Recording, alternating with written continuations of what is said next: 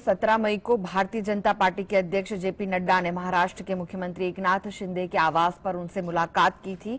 इस मौके पर बीजेपी नेता देवेंद्र फडणवीस, चंद्रशेखर बावनकुले, आशीष शेलार भी मौजूद थे। 17 मई को बीजेपी अध्यक्ष जेपी नड्डा और महाराष्ट्र के सीएम एकनाथ शिंदे की मीटिंग में क्या हुआ था, किस मुद्दे पर हुई चर्चा, देखते स्पेशल रिपोर्ट अंदर की बात में। बीती 17 मई को भारतीय जनता पार्टी के अध्यक्ष जेपी नड्डा ने महाराष्ट्र के मुख्यमंत्री एकनाथ शिंदे के आवास पर उनसे मुलाकात की थी। इस मौके पर बीजेपी नेता देवेंद्र फडणवीस, चंद्रशेखर बावनकुले, आशीष शेलार भी मौजूद थे। सूत्रों की माने तो यह बैठक साल 2024 में होने वाले आम चुनाव को केंद्र में रखते हुए किया गया था। दरअसल लोकसभा चुनाव के लिहाज से महाराष्ट्र बेहद ही महत्वपूर्ण राज्य है। यहाँ 48 लोकसभा निर्वाचन क्षेत्र है, जो उत्तर प्रदेश के बाद दूसरी सबसे बड़ी सीटों वाला राज्य है। सूत्रों की माने तो इस बैठक में भारतीय जनता पार्टी के अध्यक्ष जेपी नड्डा ने शिंदे के साथ साल 2024 के चुनाव के लिए अपने गठबंधन की तैयारियों पर चर्चा की।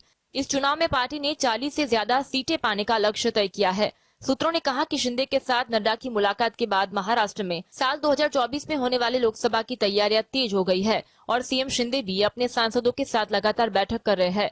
शिंदे ने अपने सांसदों से मोदी सरकार की उपलब्धियों को प्रदर्शित करने के लिए आउटरीच कार्यक्रम शुरू करने को कहा है। Bureau report. बेलारूस के राष्ट्रपति अलेक्जेंडर लुकाशेंको ने रूस के राष्ट्रपति व्लादिमीर पुतिन से मुलाकात की, लेकिन इस मुलाकात के तुरंत बाद ही बेलारूस के राष्ट्रपति अलेक्जेंडर लुकाशेंको को मॉस्को के एक अस्पताल में ले जाया गया। बेलारूसी राष्ट्रपति को गंभीर हालत में मॉस्को के अस्पताल में भर्ती कराया गया। यह जानकारी बेलारूस के विपक्षी नेता ने दी। क्या बेलारूस के राष्ट्रपति को जहर दिया गया, देखते स्पेशल रिपोर्ट अंदर की बात में। बेलारूस के राष्ट्रपति अलेक्जेंडर लुकाशेंको को मॉस्को के एक अस्पताल में गंभीर हालत में भर्ती कराया गया है।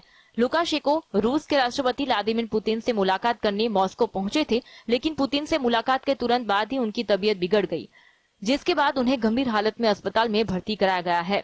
बेलारूस में विपक्ष के नेता वालेरी सेप्कालो ने बताया कि लुकाशेंको को तबीयत खराब होने के बाद मॉस्को के सेंट्रल क्लिनिकल अस्पताल में भर्ती कराया गया है। उन्होंने बताया कि लुकाशेंको और पुतिन के बीच बंद कमरे में बातचीत हुई थी, जिसके बाद लुकाशेंको की तबीयत बिगड़ गई।